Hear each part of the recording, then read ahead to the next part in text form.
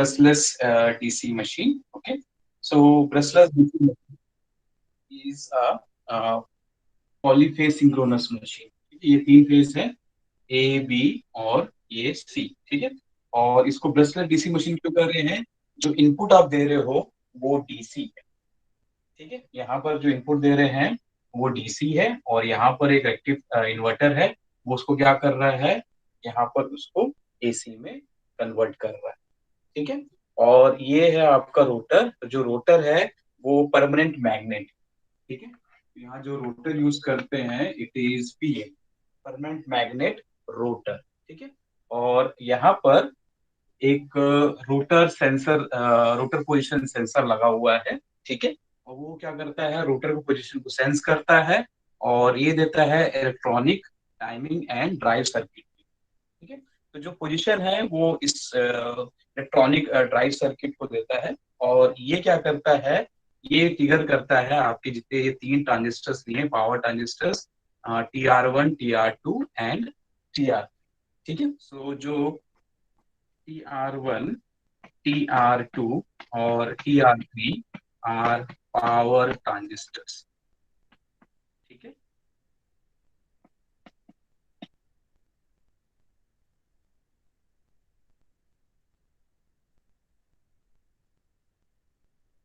सो यहाँ पर ब्रश नहीं है, ठीक है। इस brushless DC motor and there is no commutator, ठीक है।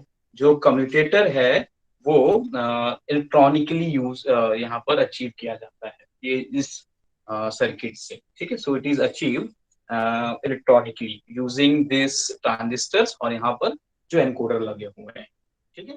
तो इसलिए इसको कहते हैं, क्योंकि यहाँ पर जो आपने सप्लाई दिया हुआ है वो डीसी है, ठीक है। इसलिए इसको कह रहे हैं डीसी मोटर। और यहाँ कहीं ब्रश भी यूज नहीं कर रहे हैं, इसलिए इसको कहते हैं ब्रशलेस डीसी मोटर, ठीक है। सो अगर लो पावर रेटिंग है तो हम ट्रांजिस्टर्स को यूज करते हैं, ठीक है। लो पावर रेटिंग का अगर है, so you we use transistors, ठीक है। और हाई पावर रिक्वायरमेंट है, हाई पावर के लिए थायरिस्टर्स यूज करते हैं, हाई पावर रेटिंग्स के लिए SCR थायरिस्टर्स यूज करते हैं, ठीक है। The rotor position is sense by this rotor position sensor, ठीक है। वो उसको मॉनिटर करता है, monitor the sharp position and send the control signal for tuning of the control switch of the inverter in appropriate sequence, ठीक है। तो ये यहाँ पर क्या करता है, रोटर के पोजीशन को सेंस करता है, और ये T1 को क्या करता है, हाँ ट्रिगर करता है। और ये जो TR1 है वो फेज ए से जुड़ा हुआ है, TR2 फेज बी से, और TR3 फेज सी से, ठीक है। तो वो अकॉर्डिंगली वहां पर क्या करता है, उनको एनर्जाइज करता है, ठीक है। सो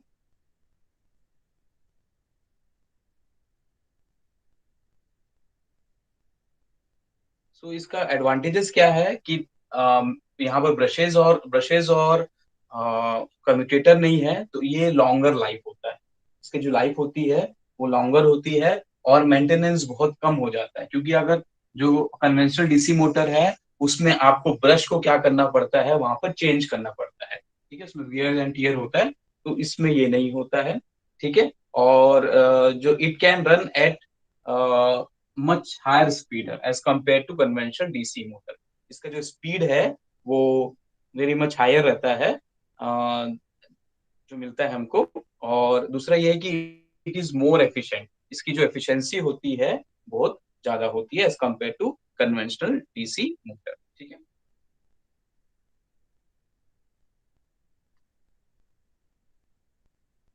So there are three motor windings A, B, and C. So we have three motor windings, and rotor is a permanent magnet. ठीक है, जो रोटर है वो क्या है, एक परमानेंट मैग्नेट है, ठीक है। So this stator is connected in star, ठीक है। ये जो स्टेटर वाइंडिंग्स है A B C are connected in star. Stator windings are connected in star. Okay, and the neutral or the star point of the winding, तो ये जो neutral point है ये देखिए ये न्यूट्रल पॉइंट, ठीक है, of this star winding is connected to positive terminal of DC supply। ये देखिए ये पॉजिटिव टर्मिनल से जुड़ा हुआ है। ये जो न्यूट्रल पॉइंट है it is connected to the positive terminal of VDC। ठीक है,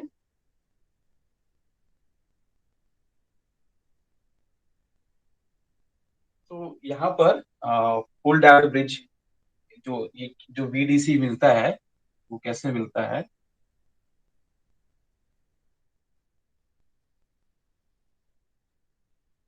तो AC सप्लाई दिया हमने, ठीक है, फिर यहाँ पर एक फुल डायोड ब्रिज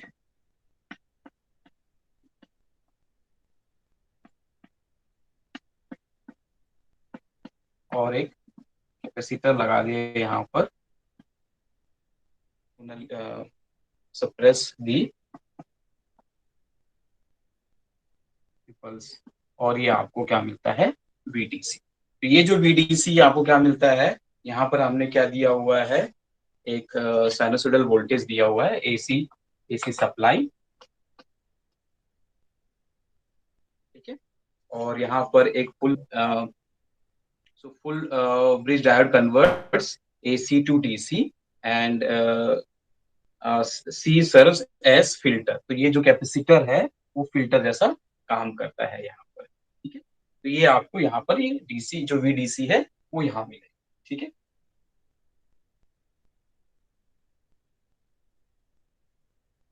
सो यहाँ पर जो TR1 है, TR2 और TR3 है, वो एक प्रॉपर सीक्वेंस में हम इसको क्या करते हैं, टर्न ऑन करते हैं टू गेट यूनिडायरेक्शनल टॉर्क। जो टॉर्क मिलेगा वो आपको क्या मिलेगा यहाँ पर, यूनिडायरेक्शनल और पल्सेटिंग टॉर्क मिलेगा इस केस में, ठीक है।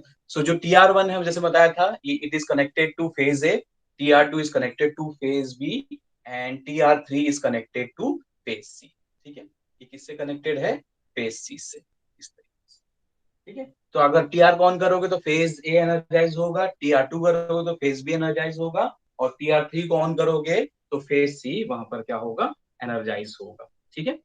सो अगर ABC को करोगे तो क्लॉकवाइज मिलेगा, और ACB करोगे तो आपको क्या मिलेगा, एंटी क्लॉकवाइज डायरेक्शन में मिलेगा, ठीक है। सो यहाँ पर आप एक प्री व्हीलिंग डायोड भी लगा सकते हैं इनके साथ में, इस तरीके से।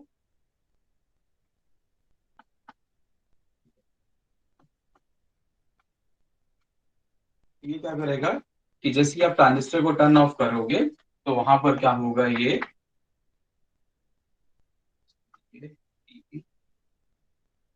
फ्री व्हील करेगा उस करंट, ठीक है। So it will free wheel the current when transistor is switch off, okay.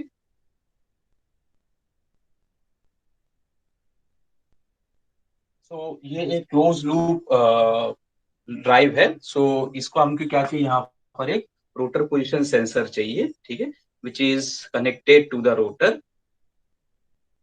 and then we trigger T1, TR1, TR2, and TR3. Okay, so this position sensor is a encoder. ठीक है, ये क्या है, एक encoder होता है, ठीक।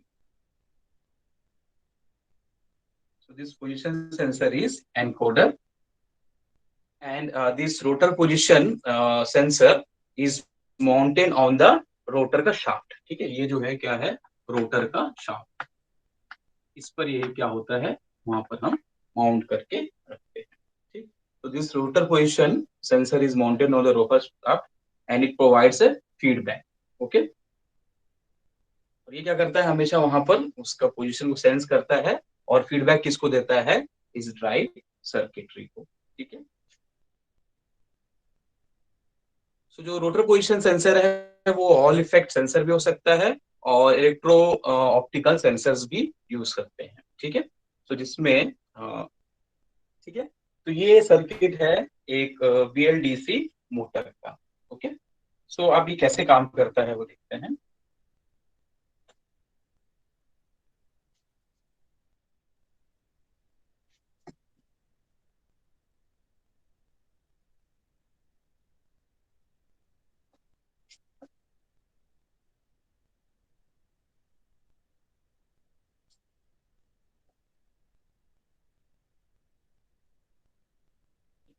तो जो रोटर है,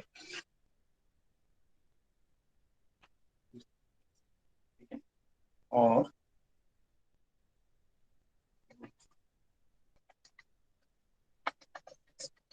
कर लेते हैं, और यहाँ आपका ये फेज ए है,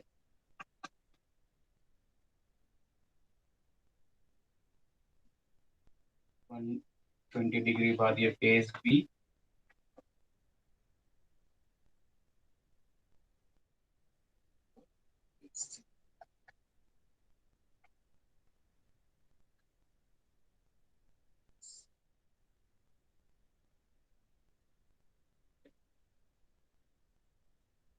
'और यहाँ पर हम एक रखते हैं फोटो कपलर्स।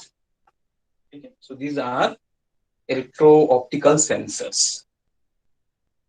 ठीक है, तो दीज आर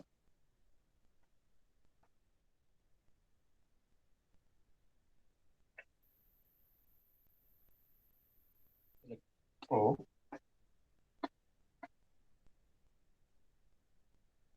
ऑप्टिकल सेंसर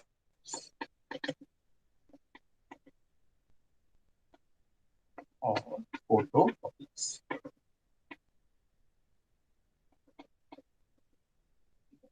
इसको दे देते हैं हम ये P1 फोटो कपलर 1, ये P2 और ये P3। ठीक है, इस तरीके से। तो ये रोटर है, और रोटर कैसा है, रोटर लिया है हमने यहाँ पर एक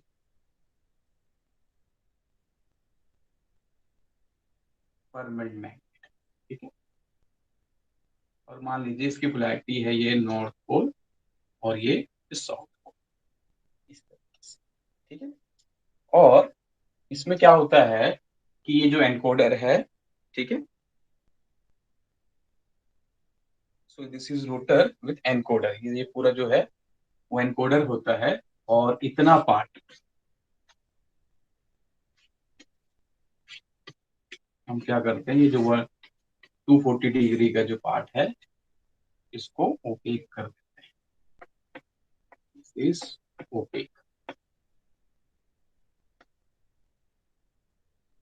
ठीक है, तो इतना जो पार्ट है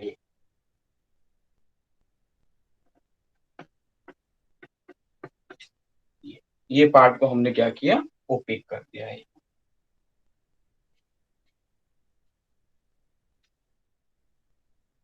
ठीक, सो जो जो इलेक्ट्रो ऑप्टिकल सेंसर होता है इसमें एक साइड में एलईडी लगा होता है, और अदर साइड में फोटो ट्रांजिस्टर्स लगा।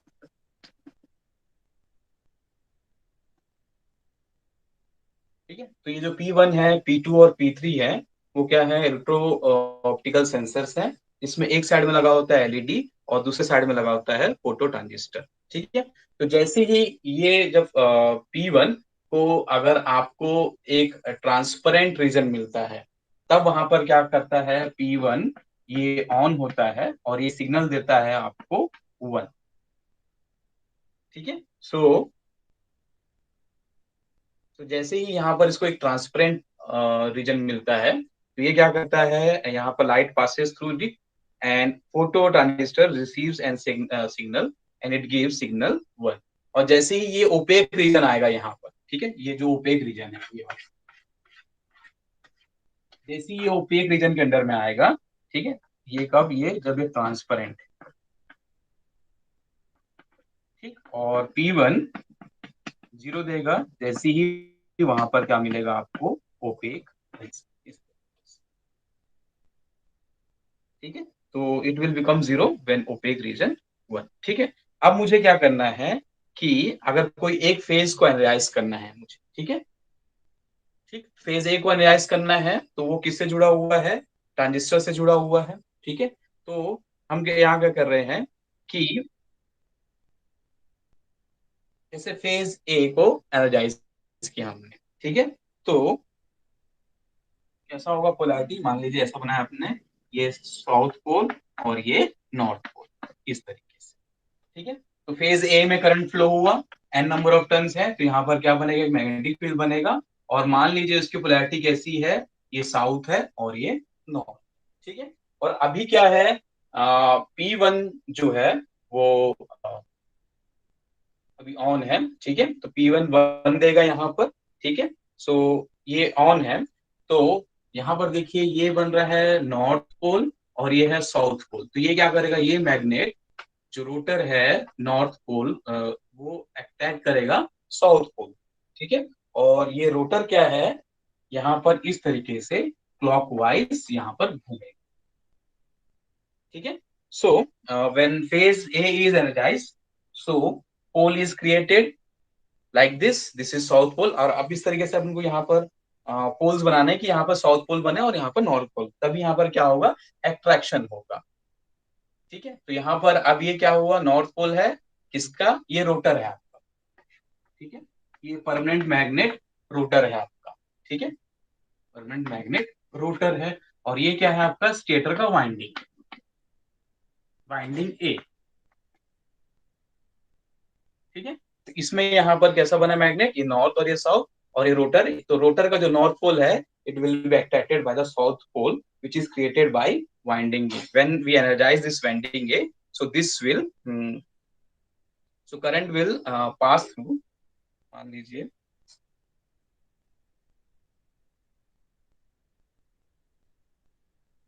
इस तरीके का है, ये VDC और ये डायोड।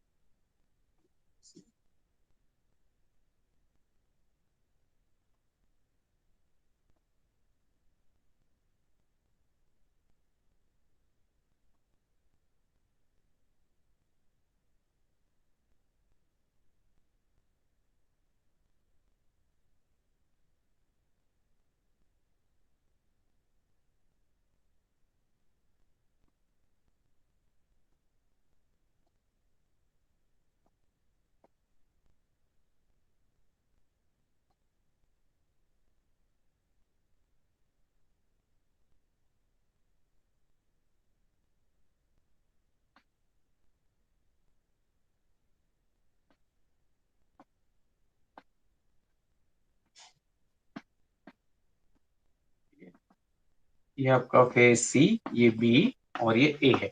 ठीक है। ये VDC और ये आप TR3, TR2 और ये TR3। ठीक है। तो अब ये फेज ए यहाँ पर आप एनालाइज कर रहे हो। ठीक है।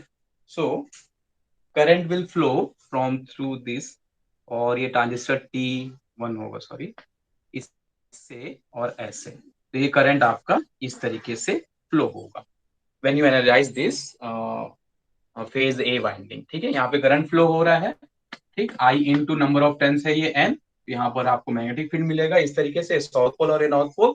ये नॉर्थ और ये साउथ है रोटर का। ठीक है। So it will get attracted by south pole and this rotor will rotate in clockwise direction like this.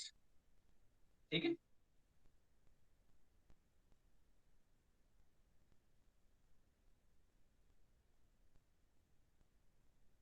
ठीक। तो ये इस तरीके से यहाँ पर मूव कर रहा है। अब यहाँ पर so current will flow like this from winding a transistor R1 and then back to the supply. Okay. So अब ये रोटर घूमा,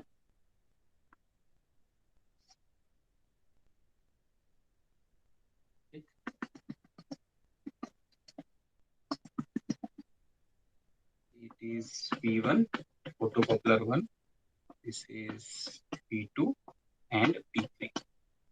ठीक है, तो अब जो ओपेक रीजन है अब वो चेंज हो जाएगा, ठीक है, और ये अब इस तरीके से ये मिलेगा आपको ओपेक रीजन, और यहाँ पर क्या हो जाएगा P2 को मिल रहा है अब ट्रांसपेरेंट, सो P2 क्या हो जाएगा अब ऑन हो जाएगा, P2 will give a signal 1, ठीक है, तो फोटोकॉप्टर 1 यहाँ 2 जो है वो क्या हो जाएगा यहाँ पर ऑन हो जाएगा, ठीक है, और रोटर आपका ये घूम के यहाँ आ गया मान लीजिए, ठीक है, रोटर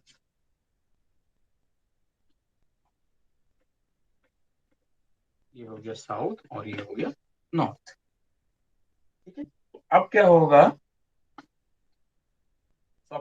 तो किसको अब एनालाइज करना होगा, अब आपको वाइंडिंग बी को एनालाइज करना होगा, ठीक है, ये अब ये साउथ बनेगा और ये north, so this is winding B, okay, so ये नॉर्थ पोल फिर से ये रोटर का और ये साउथ पोल, ठीक है, तो ये क्या करेगा इसको अट्रैक्ट करेगा, so your motor will further move in clockwise direction like this, तो ये जो ओपेक रीजन है वो यहाँ पर क्या होता है 120 डिग्री शिफ्ट होता रहता है, ठीक है, तो पहले क्या था P1 ऑन था, सो P1 यहाँ पर ऑन था, तो ये हो जाएगा 1, ये P2 0 और P3 0, ठीक है, फिर दूसरी बार यहाँ पर अब ये P1 0 हो गया, P2 1 और P3 क्या होगा 0 हो जाएगा इस तरीके से, ठीक है, तो पहले हमने क्या किया P1 को ऑन किया, P1 किसको ऑन करेगा, P1 जो है वो ट्रांजिस्टर 1 को ऑन करेगा और यहाँ पर आपको क्या मिलेगा फेज ए एनर्जाइज होगा इस तरीके से, ठीक है, और फिर P2 को आप ऑन कर रहे हो, so P2 will energize, it will signal to TR2 और ये क्या करेगा फेज बी को एनर्जाइज करेगा इस तरीके से, फेज बी में करंट फ्लो होना स्टार्ट होगा, ठीक है, करंट फ्लो होगा, तो यहाँ पर क्या होगा मैग्नेटिक फील्ड मिलेगा और पोलैरिटी इस तरीके से बनेगी कि ये साउथ पोल और ये नॉर्थ पोल, ये किसका मैग्नेटिक फील्ड का ऑफ वाइंडिंग बी, और रोटर का जो मैग्नेट है वो है एन यहाँ पर, सो ये जो एन है वो इसको क्या करेगा अट्रैक्ट करेगा, तो ये फर्दर घूमेगा यहाँ पर और 120 डिग्री, तो इस तरीके से यहाँ पर क्या होगा क्लॉकवाइज रोटेशन मिलेगा आपको, ठीक है, अब क्या करेंगे हम,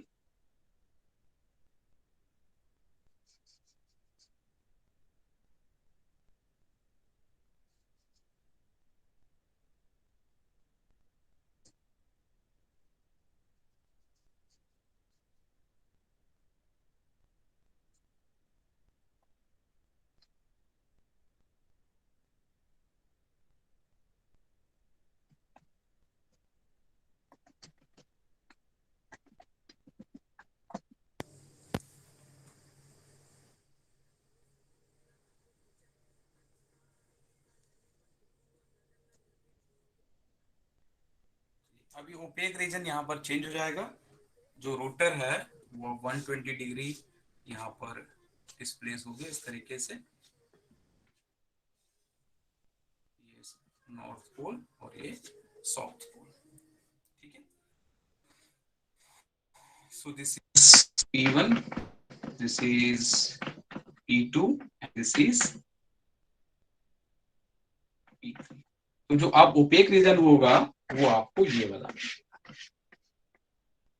अब यहाँ पर क्या हो जाएगा P3 ऑन हो जाएगा, P3 क्या करेगा TR3 को ऑन करेगा और TR3 से क्या होगा जो फेज सी है वो एनर्जाइज होगा और यहाँ पर अगेन यहाँ साउथ पोल बनेगा और यहाँ नॉर्थ पोल बनेगा,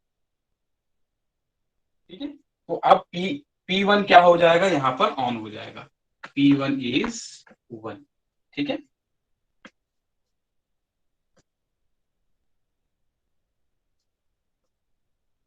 सो P1 TR1 को ऑन करेगा और winding A phase A will energize, P2 क्या करेगा TR2 को ऑन करेगा, phase B will energize, P3 will turn on transistor TR3 and it will energise phase C. So इस sequence में वहां पर आपको क्या मिलेगा, जो आपका फोटोकॉपलर ऑन होगा उस हिसाब से यहाँ पर सिक्वेंशली ये ट्रांजिस्टर्स ऑन होंगे, और ये phase A, phase B and phase C को, and there will be clockwise rotation. तो यहाँ पर अब देखिए, यहाँ पर क्या हो गया, ये बन रहा है साउथ और ये है नॉर्थ, ठीक है। तो ये क्या करेगा, इसको अट्रैक्ट करेगा। इस तरीके से यहाँ पर आपको क्लॉकवाइज डायरेक्शन में आपको क्या मिलेगा, यहाँ पर रोटेशन मिलेगा, ठीक है। तो रोटर आपका इस तरीके से क्लॉकवाइज घूमेगा, ठीक है।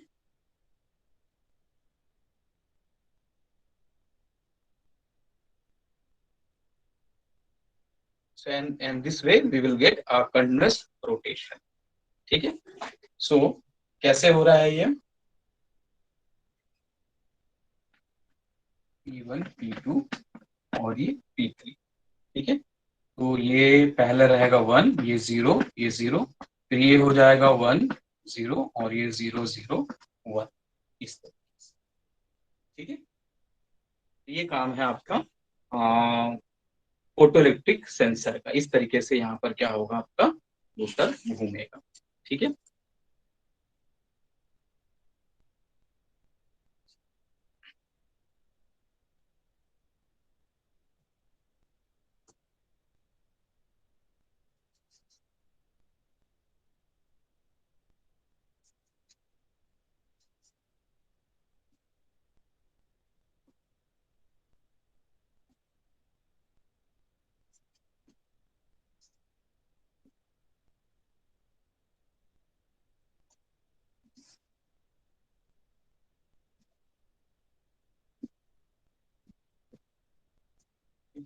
क्या है, हमारे पास है 3 वाइंडिंग, ये फेज सी और ये 120 में फेज ए, और दिस इज फेज बी, ठीक है। और ये रखा हुआ है आपका रोटर इस इक्विपमेंट में। सो दिस इज रोटर। तो यहाँ क्या कर रहे हैं, सो whenever one phase is energised, ठीक है। तो इसका प्रिंसिपल क्या है, whenever फेज इज एनर्जाइज्ड, मान लीजिए phase A is energized, so our south pole will be created below this winding and it will attract the north pole of the rotor। तो ये क्या है, आपका स्टेटर वाइंडिंग है। स्टेटर वाइंडिंग इस तरीके से एनालाइज करेंगे कि आपको यहाँ पर क्या मिलेगा, एक साउथ पोल मिलेगा, ठीक है। और रोटर का क्या है, यहाँ पर ये नॉर्थ पोल है, so it will affected by the south pole of the phase A, इस तरीके से, ठीक है। फिर उसके बाद क्या करेंगे, ये घूम के इधर आ जाएगा, ठीक है। मान लीजिए ये घूम के कैसे आ गया, ऐसा, ये अब इसका नॉर्थ पोल और ये साउथ पोल, फिर बी को एनालाइज करेंगे, ठीक है। तो ये बनेगा यहाँ पे साउथ पोल और ये इसका नॉर्थ पोल। सो ये नॉर्थ पोल इसको क्या करेगा, अट्रैक्ट करेगा, ठीक है। अब मोटर आपको घूम के इधर आ गया, फिर आप इसको क्या करेंगे, इसको एनालाइज करेंगे फेस सी को, तो ये क्या करेगा, यहाँ पर इस तरीके से आपको क्लॉकवाइज डायरेक्शन में यहाँ पर rotation. So this is the principle of rotation of DC brushless machine.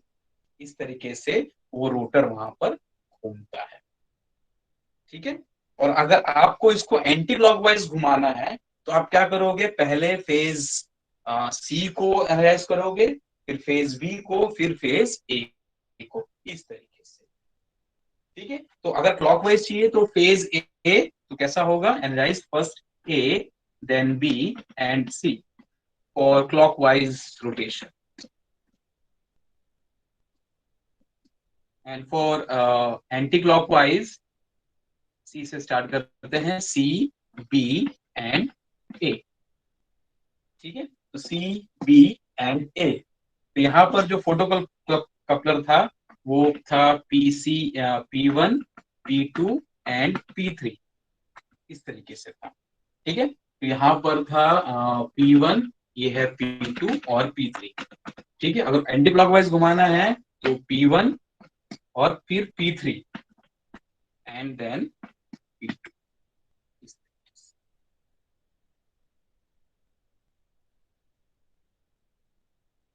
ठीक है, तो इस तरीके से आप क्लॉकवाइज और एंटी क्लॉकवाइज रोटेशन मिल जाएगा।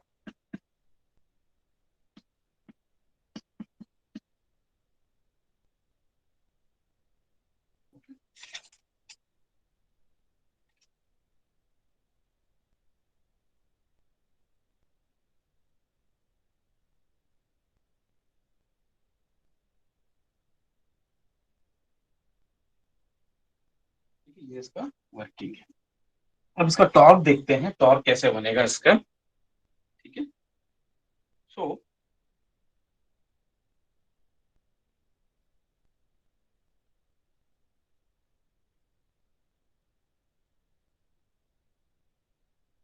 this is phase C and this is phase A, this is phase B। ठीक है,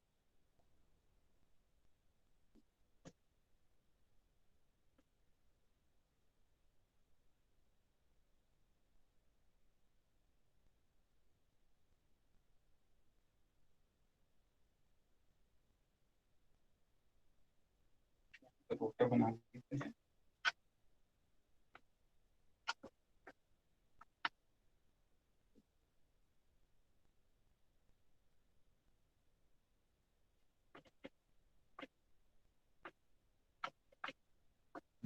और ये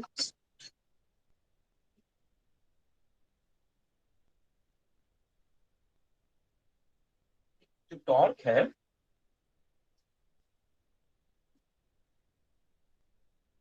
so torque TE is equal to K1 into phi S into phi R into sin theta. ठीक है, जहां पर phi S है जो स्टेटर फील्ड का फ्लक्स बन रहा है आपका, ये है phi S। ठीक है, और जो phi R है जो रोटर का फ्लक्स है, phi R is rotor field flux, theta is torque angle है, इन दोनों के बीच का एंगल। ठीक है, तो ये जैसे यहाँ पर ये आपने ये रोटर का एक्सिस हो गया, और फेज ए के लिए तो ये हो गया एंगल थीटा। ठीक है, और जो K1 है वो है टॉर्क कांस्टेंट, बाकी जो पैरामीटर्स होते हैं वो कांस्टेंट होते हैं। ठीक है, तो again the torque is proportional to this sine theta which is angle between pi R and pi S, दोनों मैग्नेट के बीच में जितना डिस्प्लेसमेंट है। तो कोई बता सकता है क्या, तो थीटा का रेंज क्या होगा, थीटा कहां से कहां तक वहां पर वेरी कर सकता है? Anyone, what will the range of theta? Theta maximum कहां से कहां तक वेरी कर सकता है? Theta is angle between this rotor axis and phase A, phase B and phase C का एक्सिस है।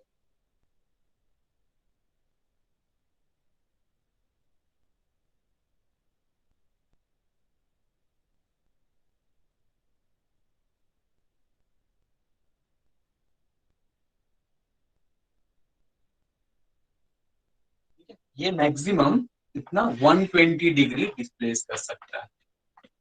ठीक है, अगर रोटर यहाँ पर है, यहाँ से स्टार्ट कर रहे हैं, तो ये इसको अट्रैक्ट करेगा अगर फेज ए, तो ये पूरा का पूरा 0 से 120 डिग्री तक लाई कर सकता है। तो थीटा है वो 0 से 120 डिग्री तक वहां पर डिस्प्लेस हो सकता है। ठीक है, सो अभी कैसे टॉर्क डेवलप हो रहा है इसमें वेव फॉर्म से समझते हैं। ठीक है, तो पहले आप इसको एनर्जाइज कर रहे हो, फिर से बता देता हूँ।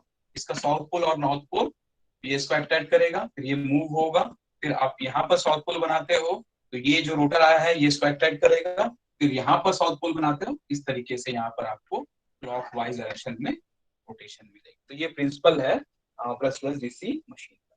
ठीक है,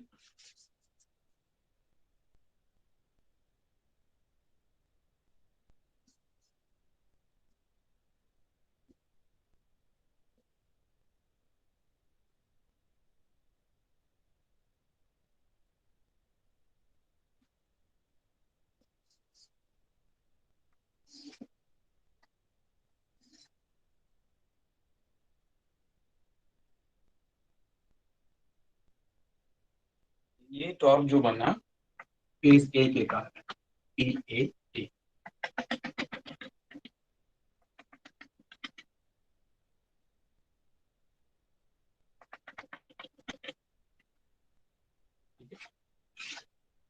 अब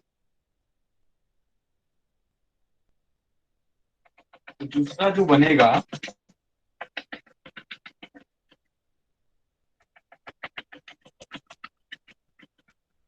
जो दूसरा टॉर्क बनेगा T E P phase B के कारण, वो कहां से स्टार्ट होगा? It will start from 120 degree, क्योंकि जो थीटा है वो 0 से 120 डिग्री डिस्प्लेस हो रहा है। तो जैसे ये 90 है, ये 120 डिग्री है, ठीक है। तो ये यहां से स्टार्ट,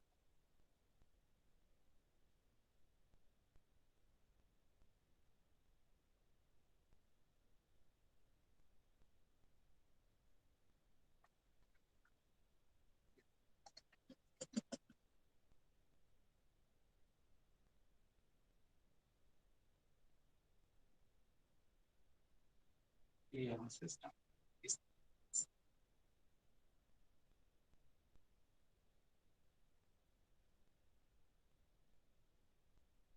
और जो सी का होगा वो 240 से स्टार्ट होगा, ठीक है।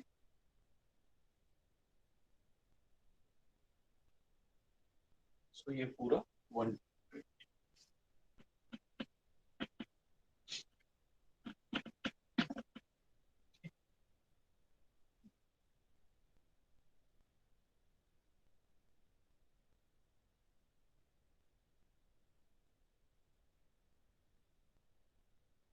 यहाँ कहीं से स्टार्ट होगा।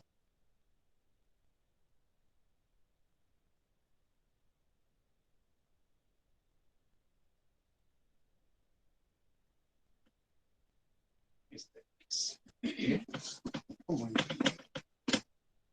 ठीक है। तो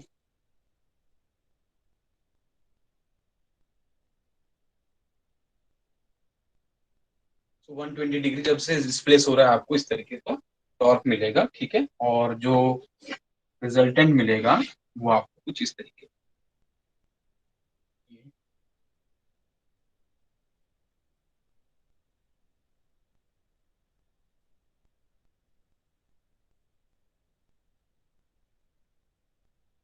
यहाँ से पॉजिटिव है,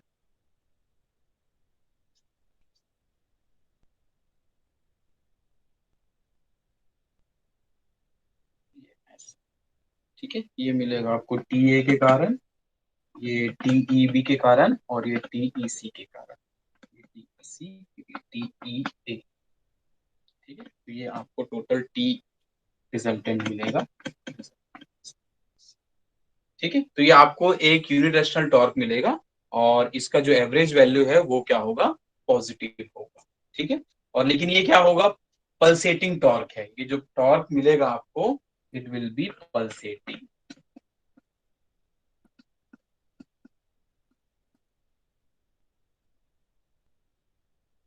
तो जब फेज ए में करंट फ्लो हो रहा था तो ये टॉर्क मिलेगा इस तरीके से, जब फेज बी में 120 डिग्री डिस्प्लेस करके ये टॉर्क मिलेगा, और फिर फेज सी में 240 डिग्री डिस्प्लेस करके जब रिजल्टेंट मिलेगा, आपको टॉर्क कुछ इस तरीके का मिलेगा, पॉजिटिव टॉर्क, यूनिडायरेक्शनल टॉर्क मिलेगा आपको, ठीक है।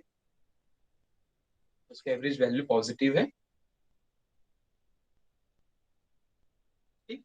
तो इस तरीके से आपको जो नेट टॉर्क मिलेगा कुछ इस तरीके का, ठीक है।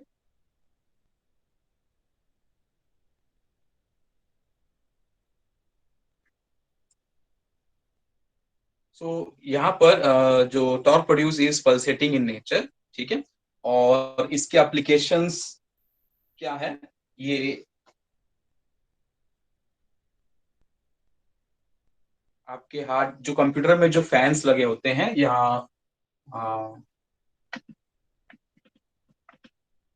और सीपीयू पे जो फैंस लगे होते हैं वो ब्रशलेस डीसी मोटर का बना होता है, दे आर वेरी पॉपुलर, ठीक है।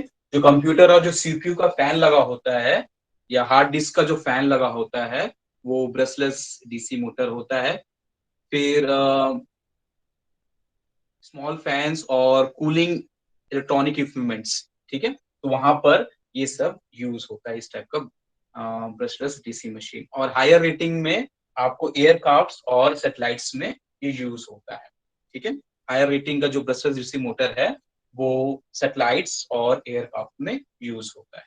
ठीक है, यहाँ पर जो पल्सेशन के कारण वहां पर क्या मिलेगा, आपको नॉइज और वाइब्रेशन मिलेगा।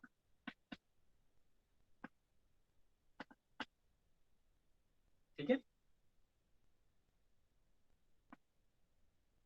नॉइज एंड वाइब्रेशन मिलेगा पल्सेटिंग टॉर्क के कारण। तो फैन में उतना कोई इश्यू नहीं है, ये लो परफॉर्मेंस एप्लीकेशंस है। तो जहां पर हाई परफॉर्मेंस एप्लीकेशंस हैं तो वहां पर ये थोड़ा सा दिक्कत होगा। ठीक है, तो फैंस वंस में यहाँ पर कोई इश्यू नहीं है। लेकिन फिर जहां पर अगर हाई परफॉर्मेंस, जहां पर आपको नॉइज और वाइब्रेशन नहीं चाहिए, तो एक ट्रोपोजाइडल डीसी मशीन को वहां पर यूज कर। ठीक है, सो this is low cost brushless DC. ठीक है, एनी डाउट?